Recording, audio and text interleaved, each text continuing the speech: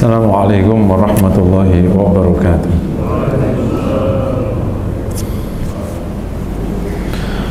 Alhamdulillahi rabbil alamin, al-malikil haqqil mubin, asyhadu an la ilaha illallah wa anna muhammadan abduhu wa rasuluh.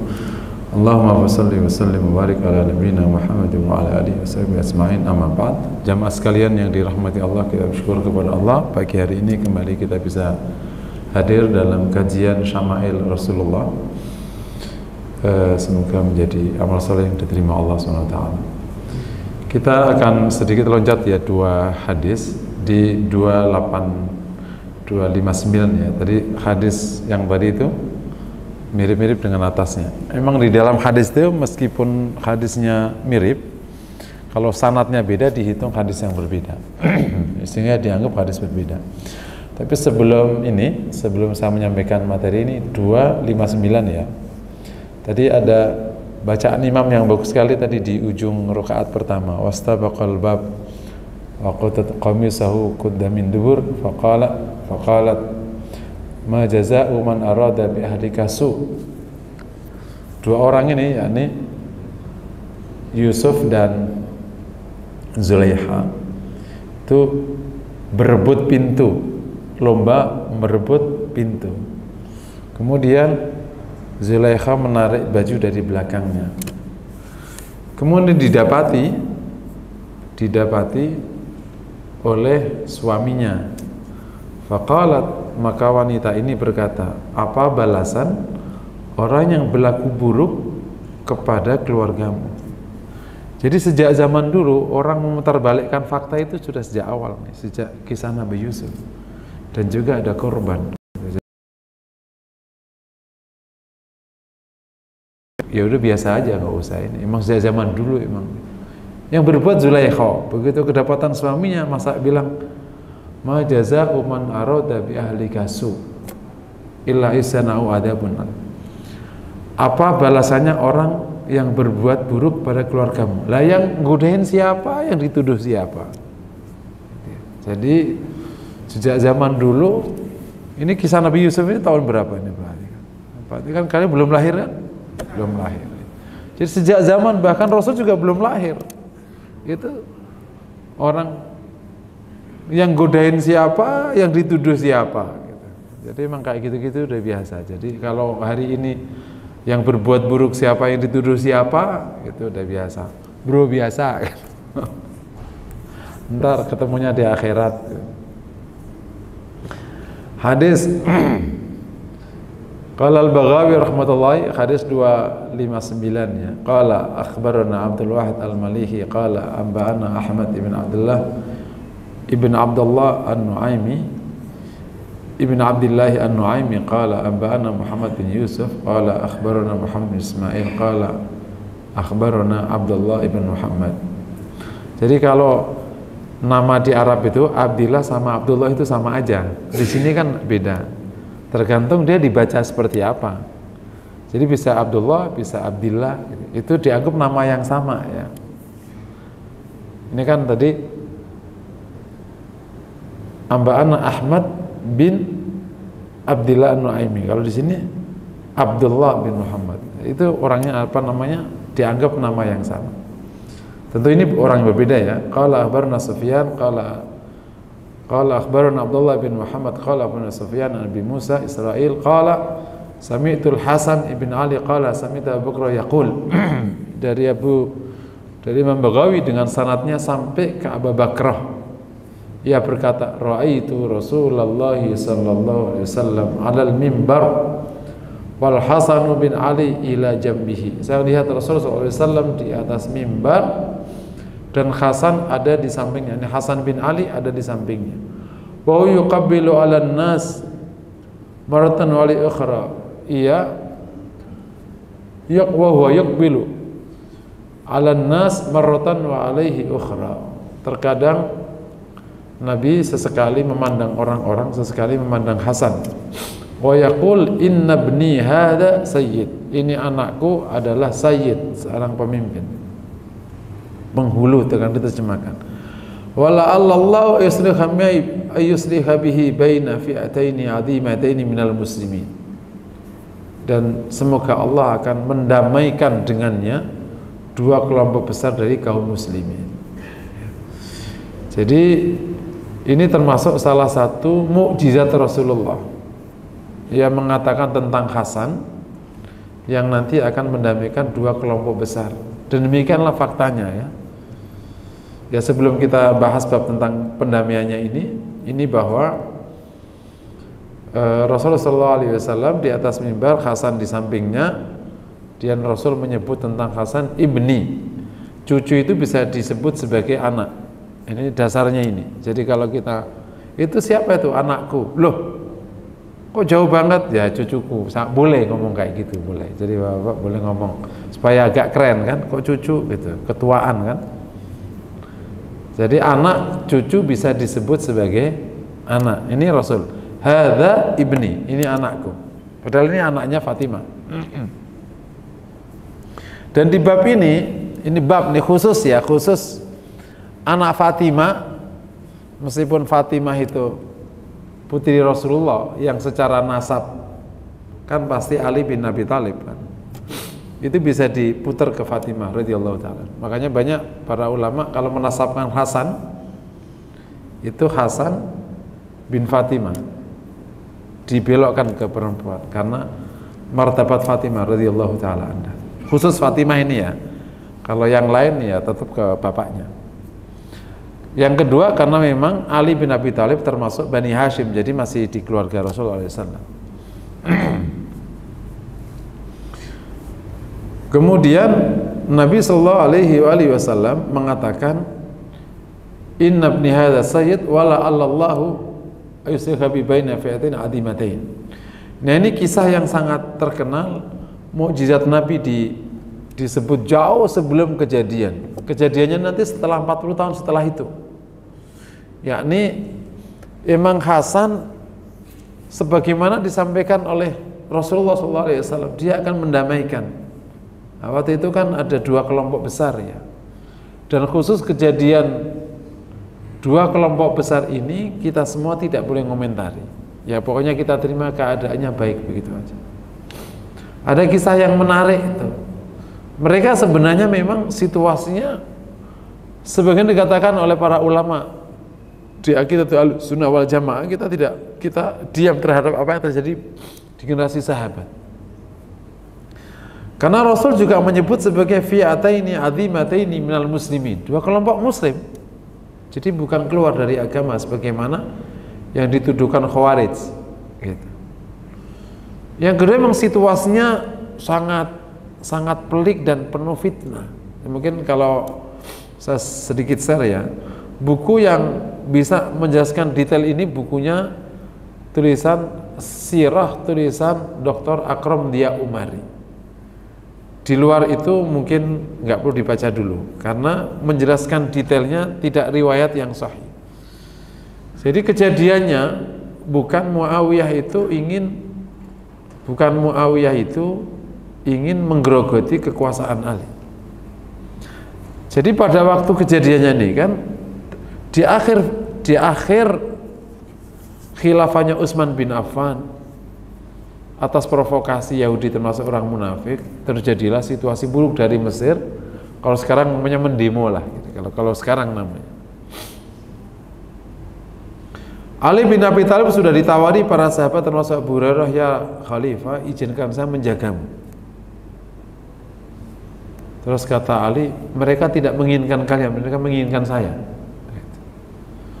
Nah, di antara mereka ada yang menuntut Utsman bin Affan melepaskan khilafahnya. Kata Utsman, saya tidak akan melepas baju yang telah Rasul pakaikan kepadaku, karena memang sebelumnya saat situasi itu beliau ini mimpi bertemu Rasul bersama Abu Bakar dan Umar dan masih menggunakan bajunya.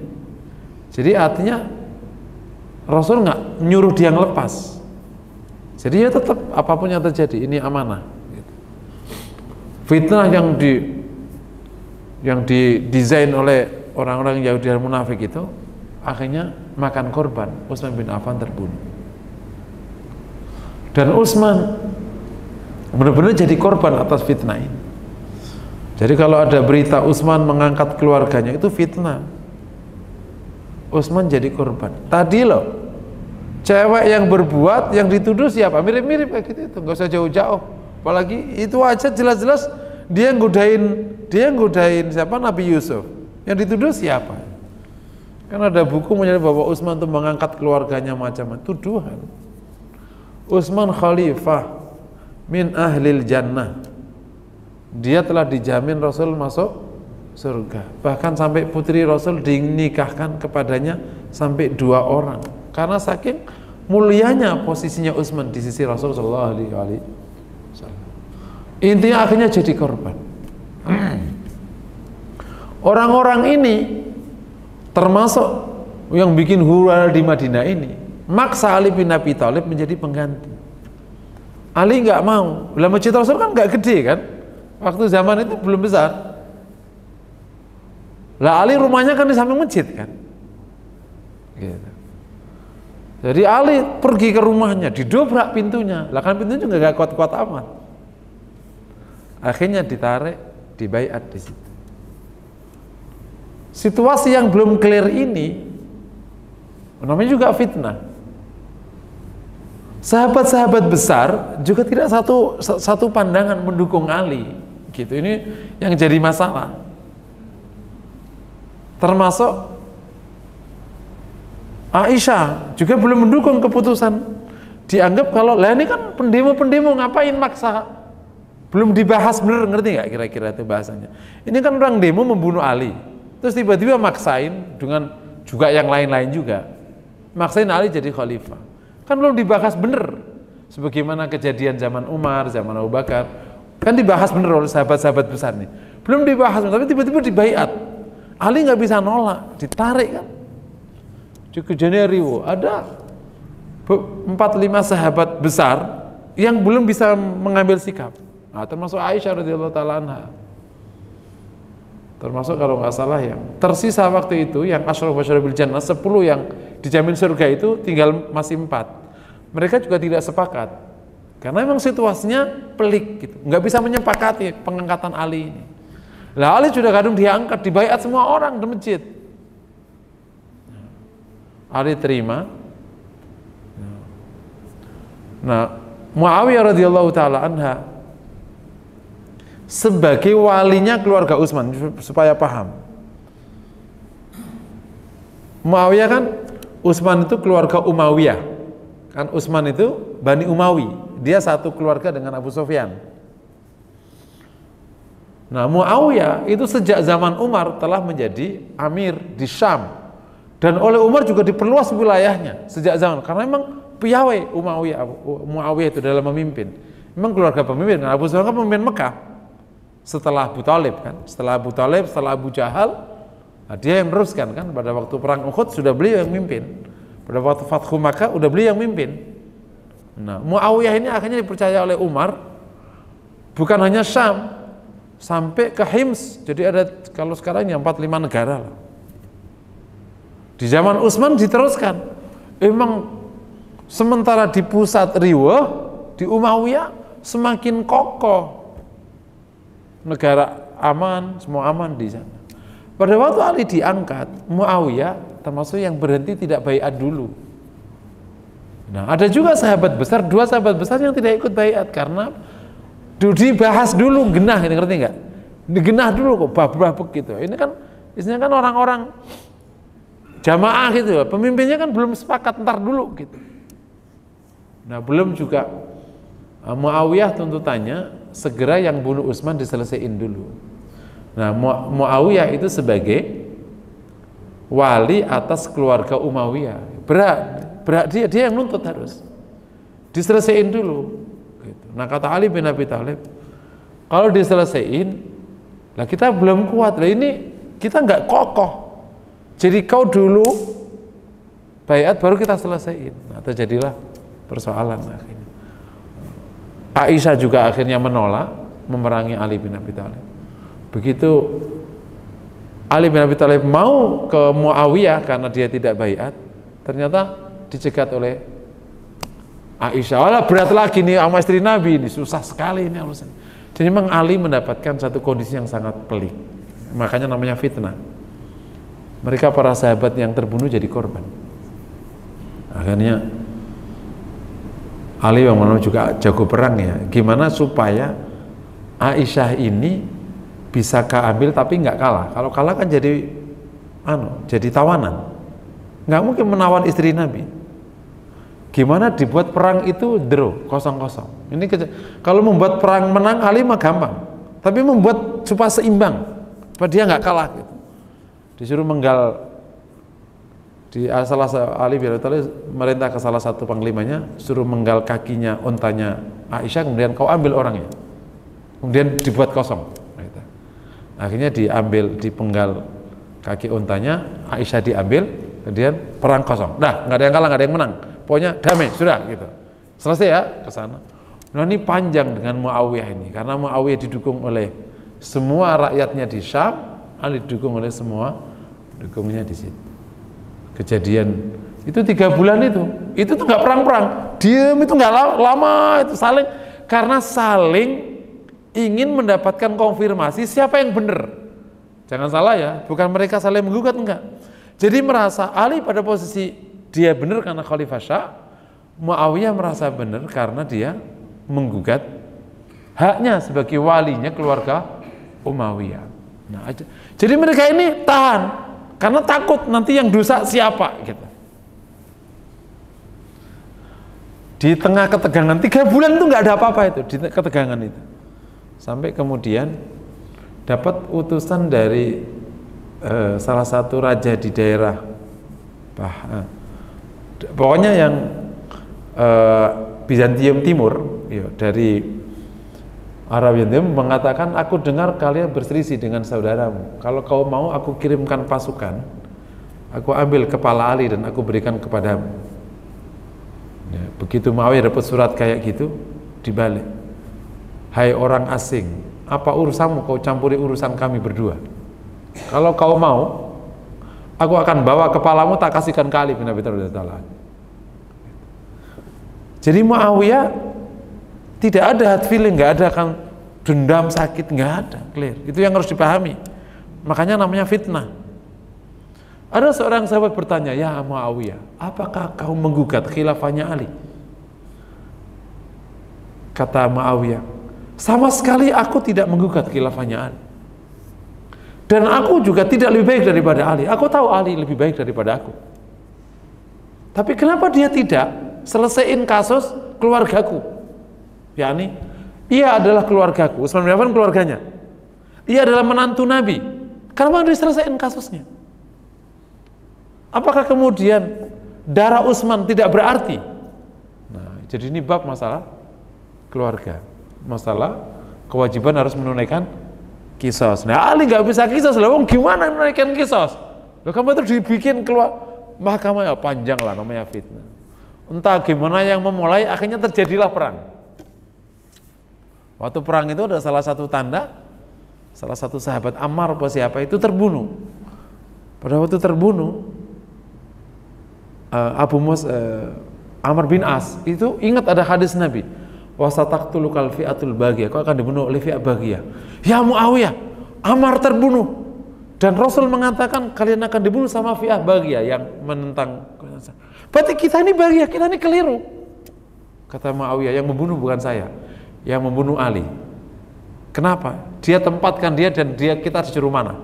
Jadi akhirnya terjadinya. Jadi saat itu Amr bin As juga merasa ingin cari siapa yang benar di antara dua pasukan. Yuk bayangin sahabat, bukan sedang menggugat Ali, bukan sedang. Akhirnya terjadi yang terjadi, perang-perang, akhirnya terus terjadi tahkim. Alhamdulillah bisa terjadi tahkim. Pas tahkim malam itu orang-orang di kelompok Ali yang nggak setuju tahkim, akhirnya jadi Khawarij itu, akhirnya membunuh 2 orang ini. Nah, Ali bin Abi Thalib berhasil dibunuh pas saat ke masjid. Nah, Muawiyah tahu situasinya pelik, dia nggak keluar rumah. Dan politisi canggih, situasinya pelik, nah dia sudah mencium gelagat nggak bagus, dia nggak keluar. Nah, Ali terbunuh, Muawiyah menjadi oleh pasukannya Ali bin Abi Thalib maka mengangkat Hasan gitu. Dan Hasan menerima pengangkatan itu sampai 6 bulan. Nah setelah 6 bulan Hasan dan meletakkannya dan biarkan dipimpin Ali bin Abi Thalib. Kata Hasan, biarkan umat Rasulullah bersatu kembali. Persis ini doa Rasul, la'allallahu ayyusiha bihi baina fi'ataini azimataini minal muslimin gitu. Ia mendamaikan. Dan sejak itu lahirlah namanya Amul Jamaah, tahun bersatunya kembali kaum. Sudah di bawah Muawiyah radhiyallahu taala anhu atas kebesaran hati Hasan. Sementara Husain ya karena mungkin lebih muda atau gimana, dia melawan, terbunuh di Karbala, pasti sudah diingatkan. Dan atas kejadian ini para ulama mengatakan nanti Imam Mahdi itu keturunan Husain. Itu salah satu balasan Allah kepada cucu Nabi yang mulia ini. Ia dikasih cucu nanti yang menutup gitu, yang menutup kepemimpinan umat Islam. Jadi Rasulullah SAW adalah yang memulai Islam ini dan masyarakat Islam ini. Rasul nggak meminta anaknya yang diangkat. Kalau Rasul mau, ditetapkan jadi seluruh kaum muslimin sejak awal anaknya yang mengangkat. Tapi Rasul ke sahabat gitu ya. Nah kemudian tapi Allah berikan hadiah terakhir, cucu Nabi terakhir namanya Muhammad ibn Abdullah al-Mahdi. Itulah yang ini menjadi khalifah terakhir kaum muslimin. Kaum muslimin kembali jaya sebagaimana Rasulullah SAW. Kemudian diwafatkan oleh Allah bersamaan ujungnya. Sisanya orang kafir dan munafik yang digulung bersama hari kiamat. Ya, ini pelajaran pentingnya dari hadis ini. Emang mukjizat Nabi bahwa yang dikatakan Nabi baru kejadian setelah 40 tahun. Allah mendamaikan kaum muslimin dengan Hasan ibn Ali. Ketika pelajarannya kita bisa belajar bagaimana kebesaran hati seorang Hasan, belajar dari Rasulullah SAW. Disebutkan memang Hasan lebih mirip dengan Fatimah radhiyallahu taala, sifat-sifatnya dan seterusnya sangat mirip. Kebesaran hatinya padahal masih muda untuk melepaskan baju khilafah lebih karena ingin persatuan kaum muslimin. Kalau ia mau, ia bisa gerakkan. Dan dukungan kaum muslimin kepada Hasan lebih kuat daripada dukungan kepada yang lain karena ia membawa nama Rasul sallallahu alaihi. Sekiranya Hasan mau hitung-hitungannya, dia bisa menang. Karena dukungan kaum muslimin akan membesar ke sini. Karena dia Hasan, satu-satunya cucu Nabi. Orang akan ingat Rasul SAW begitu ketahui Hasan. Ya disebutkan memang perilakunya apanya mirip Nabi sallallahu alaihi wasallam. Karena Fatimah disebutkan adalah anak Nabi yang paling mirip dengan Rasulullah. Sifat-sifatnya, cara jalannya, itu Fatimah. Jadi anak terakhir yang mirip dengan Rasulullah SAW. Hasan mirip dengan Nabi. Jadi sahabat dan kaum waktu itu sangat terkesima dengan Hasan. Sekiranya dia mau gerakan seluruh kaum muslimin, mungkin bisa akan mengalahkan Muawiyah. Tapi ia tidak mau melakukan. Ia memilih, dia tidak ingin umat Nabi tumpah darahnya kembali. Alhamdulillah bersatu.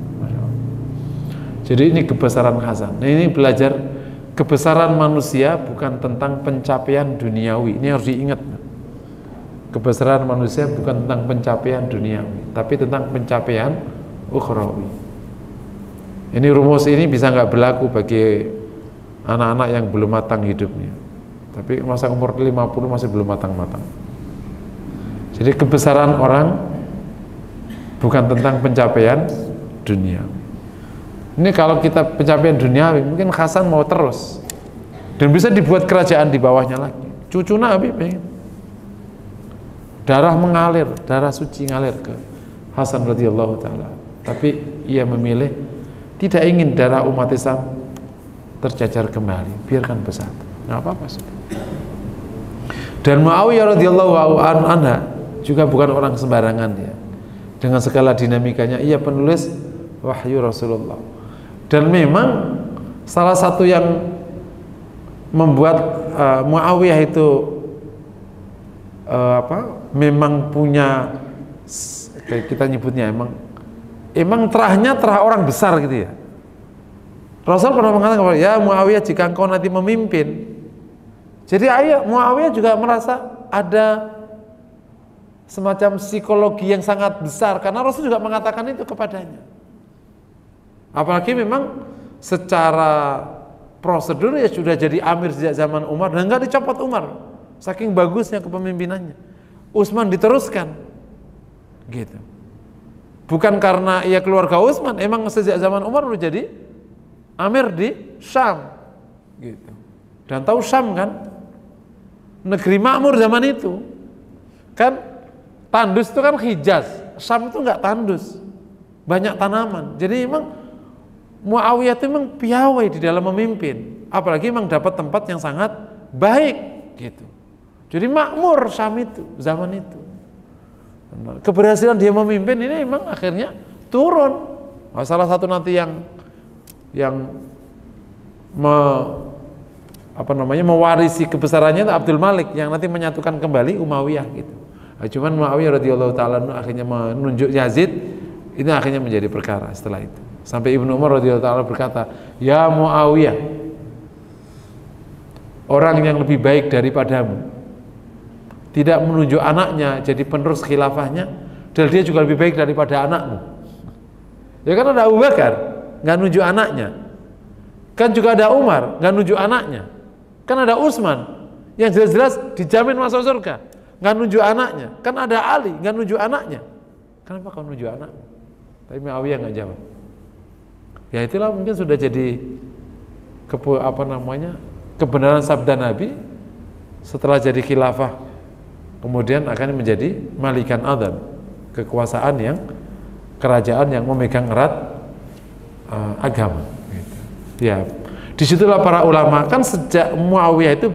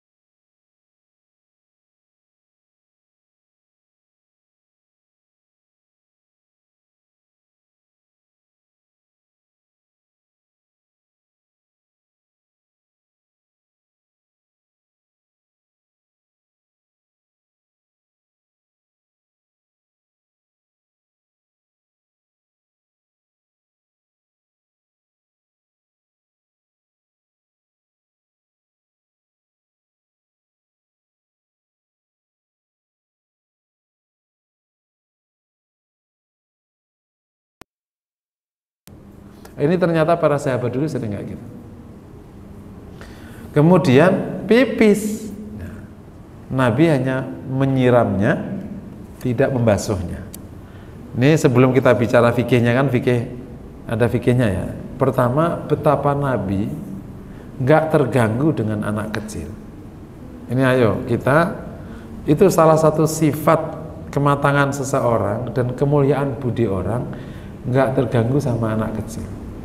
Jadi kalau kita terganggu sama anak kecil, jangan-jangan kau masih anak kecil. Ada mak-mak rebutan makanan sama anaknya, ya bocah dia berarti. Gitu. Ada bapak dibilang, Pak, temenin dong main bola, ribet amat sih lo. Nah, berarti masih bocah bapaknya. Kalau kamu bapak, kamu nggak terganggu sama anak. Gitu. Makanya kalau ada ketua DKM misalnya, ada anak kecil main di, woi lo main mulu lo, pergi lo. Masih bocah tuh ketua DKM. Jadi orang dewasa nggak terganggu sama, namanya juga anak kecil. Jadi orang-orang besar sama anak kecil emang lucu, emang biarin aja dia main. Misalnya ingat nggak, anak-anak kecil main di Masjid Nabawi, oleh Abu Bakar dimarahin, oleh Nabi, biarin aja dia masih kecil.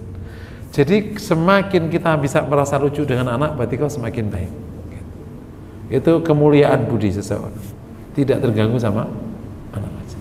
Rasul ya, orang suci, dipipisin, nggak kenapa-kenapa. Kata, mana sih lo? Ngotor-ngotorin Rasul aja. Rasul nggak kenapa-kenapa. Gitu. Jadi kita bisa ngikuti Rasulullah SAW. Dan ini bab, kalau kita naik ke atas ya, hadis-hadis di atasnya, Rasul sering didatangi para pembantu kota Madinah itu, di musim yang sangat dingin, minta doa biasanya. Nabi masukkan tangannya di air yang sangat dingin, nggak kenapa-kenapa. Dan untuk anak kecil, Rasul memang sangat disukai anak kecil. Rasul kalau datang, entah dari mana, biasanya dari perang kan, yang nyambut siapa? Anak kecil. Anak kecil Madinah, wih Rasul datang, jadi senang ada Rasul. Jangan, wih ada bapak, ada bapak, ada bapak. Kalau kita dulu jadi guru misalnya, oh ada bapak guru, berarti kau tidak disukai. Para sahabat ini sangat mencintai Rasulullah SAW. Memang Rasul itu Masya Allah, yang kecil suka sama Nabi, yang tua juga suka sama Nabi, yang semua itu merasa dekat sama Nabi Sallallahu Alaihi Wasallam. Semoga kita bisa mengikuti perilakunya ya. Dengan bahasa lain, jangan menjadi pribadi yang tergangguan. Tahu tergangguan ya? Dikit-dikit terganggu, dikit-dikit terganggu. Contoh, ini kita ngendarain mobil, di depan kita agak lemet. Tergangguan, kenapa sih tergangguan gitu? Orang tergangguan itu berarti emang ininya kecil, tahu nggak? Size emosinya itu rendah sekali. Saya suka mengatakan, misalnya kalau dadamu itu selaut, dimasukin 10 ton bangkai kerbau, bau nggak? Nggak bau. Tapi kalau sebaskom dimasukin bangkai cicak, bau nggak? Nah itu dada orang. Ada dada orang tergangguan. Anaknya pas dia tidur, anaknya bersuara, lagi mau minum, mau kopi, kopinya kurang manis, marah. Lagi makan, sendoknya nggak pas, di mana Pak? Itu namanya tergangguan. Nah, tergangguan itu namanya emosinya pendek. Jadi cepat. Jadilah orang kayak Nabi, lapang sekali. Nggak tergangguan Nabi itu, Masya Allah. Anak kecilnya nggak apa-apa. Apalagi ya kalau cerita sebelumnya yang dimaki-maki dia apa? Nggak terganggu emang. Jadi kok bisa nggak terganggu? Emang nggak terganggu Pak. Itu bab mental. Bukan nahan. Kalau nahan berarti masih belum. Jadi misalnya ada orang, misalnya nyenggol kamu, misalnya mohon semoga tidak ya di mobil, nyuk, ya biasa aja. Pak tolong diselesaikan Pak. Ya Pak. Enak kan? Kenapa lu tadi? Kenapa? Mata lu di mana? Biasa aja kali. 200.000 aja ribet. Toh juga asuransi. Nggak tergangguan. Jadi maksudnya lapang sekali. Dan insya Allah kalau kita lapang, kita bahagia. Karena dunia ini kan ada dua kemungkinan. Ada aksi kepadamu yang baik dan ada aksi kepadamu yang tidak baik. Nah kalau orang tergangguan berarti kan separuh aksi dia akan punya reaksi buruk. Apakah kita bisa memastikan aksi orang kepada kita itu selalu seperti yang kita inginkan, kan selalu, dan lain sebagainya. Nah, jadi ya nggak usah terganggu, lapang dadanya. Oke ya, itu yang pertama. Yang kedua, Nabi SAW mengajarkan kita tentang penyelesaian. Ya meskipun ini kasus kecil, Nabi itu punya sifat cepat menyelesaikan perkara dan simple menyelesaikan. Masih ingat nggak pada waktu ada Badui pipis di masjid, sama kasusnya. Kalau yang ribet, loh malah kemana-mana. Nabi membiarkan, akhirnya selesai pipisnya, diminta air, selesai. Jadi menyelesaikan masalah secara simple. Oke ya. Jadi saya suka mengatakan gini, menjadi orang pintar itu gampang, asal sekolahmu tinggi, pintar. Tapi kabar buruknya, orang semakin pintar semakin nggak simple. Gitu. Justru begitu kau sudah pintar, sekarang naik kelas berikutnya, turun menjadi simple. Jangan panjang kalau ngapa-ngapain. Gitu. Makanya kenapa kalau saya kan trainer ya, kalau kita bikin tim, kelompok yang pintar semua, nggak ada yang jadi itu program. Panjang ceritanya, diskusi mulu kerjanya. Yang nggak bisa semua juga nggak jadi karena bingung kita mau ngapain nih. Gitu. Yang bagus pinternya satu, sisanya ala kadarnya. Simple tuh. Nah yang pinternya jangan panjang, jadi simple. Rasul itu piawe, cerdas, pintar tapi simple, nggak panjang ceritanya. Gitu. Karena kalau panjang nggak jadi perkara. Nah kalau panjang kira-kira jadi nggak achieve yang kayak gitu. Bangun masjidnya bangun masjid. Dah kelar dah. Jadi makanya kirim perang belajar. Simple sekali. Nah sekarang trennya sudah simple ya. Di bangunan, di otaknya orang belum simple, masih ruwet. Bangunan udah simple sekarang bangunan. Yang penting bisa ditinggali sekarang kan. Bahkan ada gaya namanya sebelum jadi, apa itu? Gaya sebelum jadi, belum sengaja belum jadi. Jadi ngelepok belum diaji. Ya, katanya gitu. Kurang duit tentukannya gaya belum jadi itu nggak tahu itu. Ya, yang terakhirnya, jadi ini ada pelajaran masalah fikih. Kalau ada anak laki-laki yang belum makan, belum umur 6 bulan, belum makan apapun selain air susu ibunya, maka pipisnya namanya mukhafafah, ringan, najis ringan. Pipisnya ya, bukan pupnya, pipisnya aja. Nah pipisnya ringan ini hanya disiram, nggak perlu dikeringin, nggak perlu disiram banyak. Nadhohau itu dicipratin. Jadi dia dikasih air alakannya udah suci, tanpa harus diguyur. Nah sementara kalau di luar itu, setelah 6 bulan atau sudah makan selain air susu, atau wanita ya, air pipis wanita itu diperlakukan menjadi najis mutawasito. Jadi kalau pipis ya berarti harus dikeringin dulu, dihilangkan najisnya baru disiram, sebagaimana cara mensucikan najis mutawasito. Sebenarnya insya Allah ya. Oke, ini pelajarannya. Hadis Nabi SAW, qala al-Baghawi 261 ya, bisa dilihat di layar. Qala akhbarana Ismail bin Abdul Qair, qala akhbarana Abdul Ghafir Ibn Muhammad, qala akhbarana Muhammad bin Isa, qala akhbarana Ibrahim bin Muhammad bin Sufyan, qala akhbarana Muslim ibn Hajjaj. Muslim ibn Hajjaj ini yang punya Sahih Muslim. Nah, terkadang gitu. Qala akhbarana Abu Bakar bin Abi Syaibah, qala akhbarana Abdullah ibn Numair, qala akhbarana Hisham an Urwah an Abi an Aisyah radhiyallahu taala anha. Urwah ini termasuk ponakan Aisyah. Makanya Urwah ini masih keluarga Aisyah radhiyallahu taala anha. Anna Rasulullah sallallahu alaihi wasallam kana yu'ta bis-sibyan fayubarriku alaihim wa yuhannikuhum. Adalah Rasulullah sallallahu alaihi wasallam itu suka didatangi selalu, karena itu berarti selalu didatangi anak-anak. Fayubarriku alaihim, Nabi memberikan barokah, memberkahi mereka. Yuhannikuhum, dan mentahnik mereka, berarti masih bocah ya. Di tahnik itu dikasih kurma itu yang ditaruh di atas. Ya, ini salah satu perilaku baik. Jadi kalau para sahabat dulu punya anak, dibawa ke tempat Nabi. Yubariku alaihim berarti didoakan akan dapat barokah. Gitu. Sejak lahir. Wah, ini enak banget ya. Makanya para sahabat jadi orang hebat, didoain sama Nabi ya. Setiap lahir sama Nabi. Nah, sekarang ya berarti ya penerus para Nabi. Semoga akhirnya jadi orang baik. Kemudian wayuhannikuhum, dan mentahnik mereka. Itu salah satu sunnah untuk anak kecil yang lahir, di tahnik ya, kurma ditaruh di atas lak-lakannya. Itu tindakan ini secara medis baru terbukti luar biasa, memicu semua. Jadi manisnya kurma itu memicu semua anggota tubuhnya untuk akhirnya bekerja. Ya, disunahkan untuk minta doa ya, minta doa supaya dapat barokah. Nah, setelah Rasulullah ya berarti kepada para penerusnya, Rasulullah Shallallahu Alaihi Wasallam. Nah, di sini khusus Rasulullah. Kalau khusus Rasulullah itu anggota badannya barokah. Ya, kalau setelah Rasul ya enggak. Jadi memang para sahabat itu ingin sekali dekat sama Nabi. Bahkan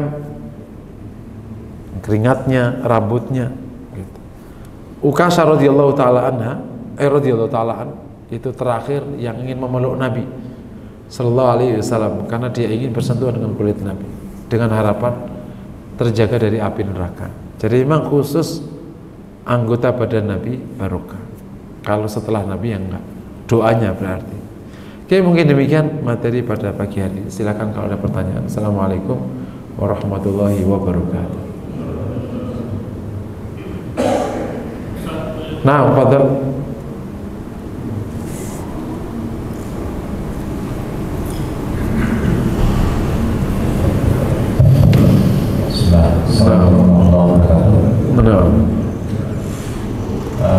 Mengenai muamalah, kalau kita melihat fenomenanya seperti pemimpin misalnya saat ini, di awal memang kan bagus gitu ya, tapi di akhir itu kan dia memaksakan Yazid bin Muawiyah menjadi pemimpin. Nah, apakah ini karena faktor kekuasaannya ini melanggengkan sehingga mungkin ada ego nafsunya yang terlibat di situ sehingga menyebabkan perpecahan masa itu? Itu satu. Yang kedua, hadis-hadis yang diriwayatkan terutama yang diambil oleh kita, kenapa tidak pernah mengambil riwayatnya Fatimah misalnya, Hasan misalnya? Maksudnya jarang ada riwayat itu. Sebabnya kenapa sih? Assalamualaikum warahmatullahi wabarakatuh. Iya, kalau itu ya kita khusnudon kepada Muawiyah, ia melihat yang bisa meneruskan Yazid karena kondisinya waktu itu udah kan ya kan habis fitnah begitu, sementara situasi Syam itu lebih kondusif, dan harus diakui ya, kalau sedikit saya agak membuka, kepemimpinan itu emang kayak bukan aura, tapi bab tentang itu keterampilan gitu, dan itu nggak gampang ditularkan. Nggak kayak duit. Kalau duit itu diajarkan ke orang gampang. Kemudian itu kan pengaruh gitu. Ada orang emang nggak bisa mengembangkan pengaruh, nggak bisa. Kalau Anda mimpin perusahaan gampang, tapi kalau pengaruh orang, mempengaruhi orang supaya bisa berbuat baik, kan khalifah itu gitu. Itu memang satu karakter berdiri sendiri. Ya bisa jadi Muawiyah radhiyallahu anhu melihat Yazid memiliki kemampuan melakukan itu. Ya buktinya kekuasaan seluas itu kejaga kan? Nggak gampang membuat orang bisa sepakat gitu. Kan yuk banyak. Kenapa banyak orang pinter kok nggak lolos sih? Emang itu keterampilan. Kan ada orang meskipun dia pinter, orang lain tuh nggak bisa sepakat sama dia, karena dia ada orang tuh bisa, ayo sepakat gitu, dia pinter gitu, membuat orang tuh itu seni emang. Nah, saya lihat mungkin bisa aja Muawiyah radhiyallahu anhu kan dia orang mulia. Melihat Yazid memang yang memiliki kapasitas untuk melakukan itu. Wallahu a'lam. Yang kedua, nah khusus masalah tindakan itu akidah Ahlussunnah wal Jamaah kan tetap harus khusnudon ya, karena memang beliau ini orang-orang mulia. Kita nggak ada apa-apanya. Yang kedua mengenai apa tadi? Iya, jadi itu dinyatakan oleh para ulama di hadis. Kenapa orang-orang yang dekat sama Rasulullah kayak Abu Bakar, kayak kok nggak banyak? Ada dua kemungkinan. Yang pertama, mereka sudah merasa cukup bahwa apa yang ia ketahui sudah disampaikan oleh sahabat lain. Gitu, itu yang pertama. Misalnya Abu Bakar, kan yang paling tahu tentang Nabi. Kenapa nggak banyak? Sudah disampaikan oleh sahabat lain, udah cukup. Kan meskipun Abu Bakar yang pertama, tapi kan ada orang lain kan? Gitu. Udah cukup ceritanya. Yang kedua, mereka-mereka yang banyak riwayatnya, dia adalah orang yang menekuni bab riwayat. Kayak Abu Hurairah, kayak apa. Nah, termasuk yang cukup banyak ya Aisyah radhiyallahu taala anha, kalau untuk keluarga Nabi yang dekat. Fatimah, Hasan gimana? Ya, bisa jadi kasusnya sama dengan Abu Bakar, sama dengan Umar. Kan kalau kita tanya ya Umar yang paling dekat. Tapi kan kalau itu sudah ada ceritanya, sudah cukuplah bagi seorang. Imam Syafi'i mengatakan tidak ada satupun orang yang mengcover seluruh hadis Nabi. Nggak ada satupun orang bisa cover Nabi. Tapi ummah secara keseluruhan itu sudah mengcover seluruh yang datang dari Nabi. Jadi tidak ada yang tercecer dari Nabi ke kita. Itu ijma. Dasarnya Allah telah menjaga agama ini. Artinya Allah akan menjaga sunnah Nabi Shallallahu Alaihi Wasallam. Orang bisa bertanya, berarti lah ya sahabat yang meriwayatkan kan bisa jadi banyak kan, ada 100.004 yang meriwayatkan, mungkin ya hampir semuanya meriwayat, tapi kan beda-beda jumlahnya. Apakah berarti ada yang tersimpan di sahabat yang belum tersampaikan ke tabi'in? Nggak ada. Ijma para ulama itu semua sudah tersampaikan, bisa langsung atau lewat sahabat yang lain. Nah, gitu. Karena bagian dari bukti Allah menjaga agama ini ya Allah menjaga sunnah Nabi SAW. Jadi nggak ada yang tercecer. Wallahu a'lam.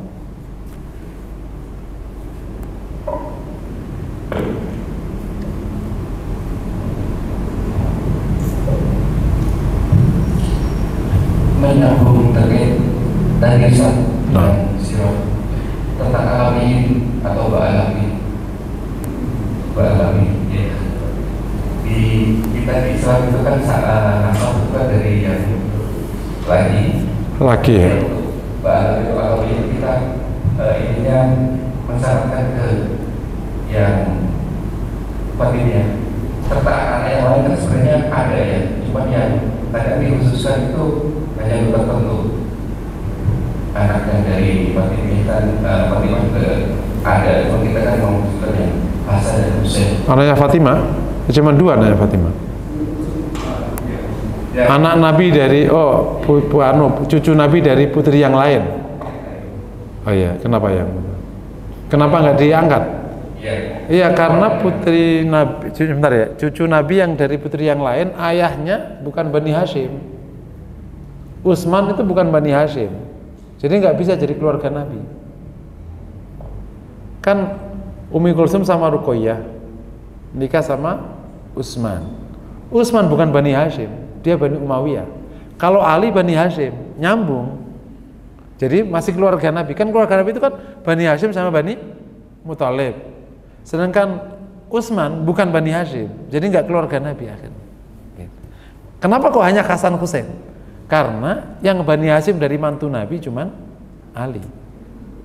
Sementara anak laki Nabi meninggal waktu kecil semua.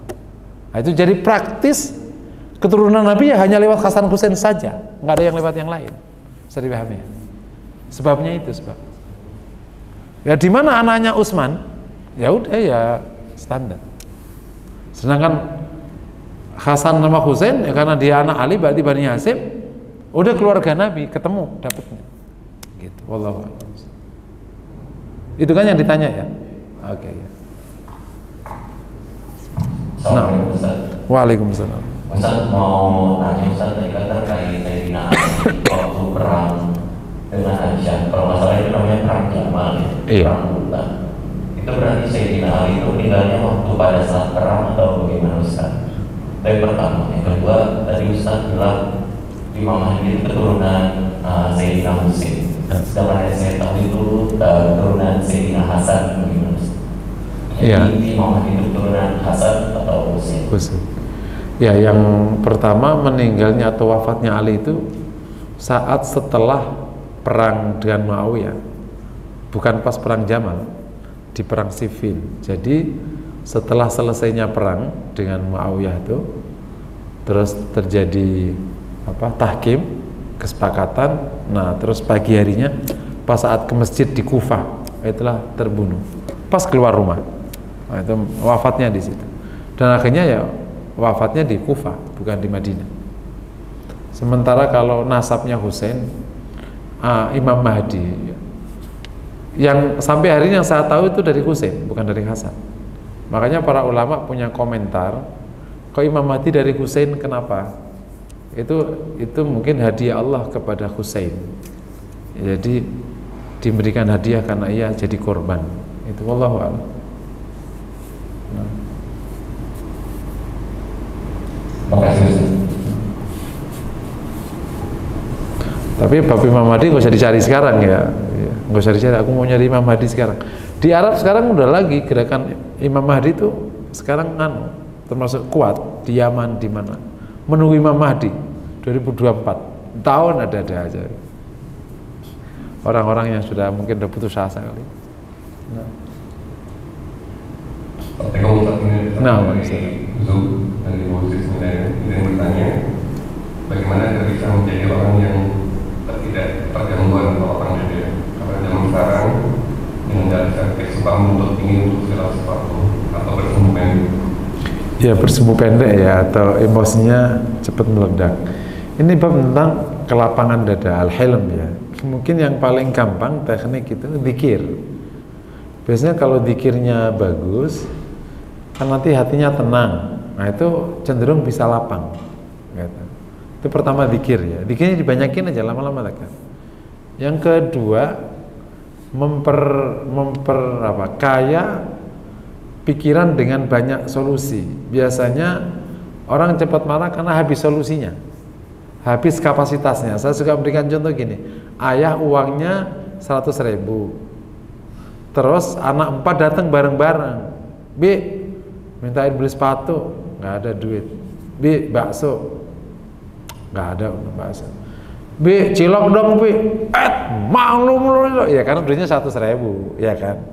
Karena dia ingin besok mau dipakai makan pagi hari sama dibawa transport 20.000. Sekarang dibawakan cilok, marah lah.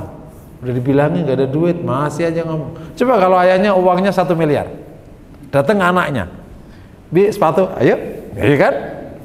Cilok Bi, boleh. Beli bakso, ayo. Kan nggak marah kan? Karena punya kapasitas. Istrinya datang, Bi, kita beli mobil, ayo. No, mobil aja langsung, ayo. Jadi kalau diberi mobil sama istrinya kok marah karena nggak punya duit dia pasti. Kalau punya duit mah ayo aja. Nggak punya duit toh. Gitu. Jadi orang yang kapasitasnya rendah cenderung memang marahan. Nah, kapasitasnya tinggi lebih cenderung tidak. Tapi ya tentu poin pertama yang penting ya, kapasitas batinnya itu, lapang dadanya itu. Nah, terakhir tuh latihan, namanya latihan nahan. Latihan nahan, memang kalau nggak dilatih ya keluar gitu, nahan, lama-lama mampu. Kayak si emosi itu kan kayak kuda liar, kalau nggak dilatih ya liar terus gitu. Dikit langsung nyamber gitu, kayak api kena ini, dikit-dikit nyamber gitu. Ada orang yang up, nah, lama-lama up terus, panjang masa diam aja gitu, bisa nahan. Allahu a'lam. Cukup? Mari kita akhiri dengan doa kafaratul majlis. Subhanakallahumma wa bihamdika asyhadu an la ilaha illa anta astaghfiruka wa atubu ilaik. Assalamualaikum warahmatullahi wabarakatuh.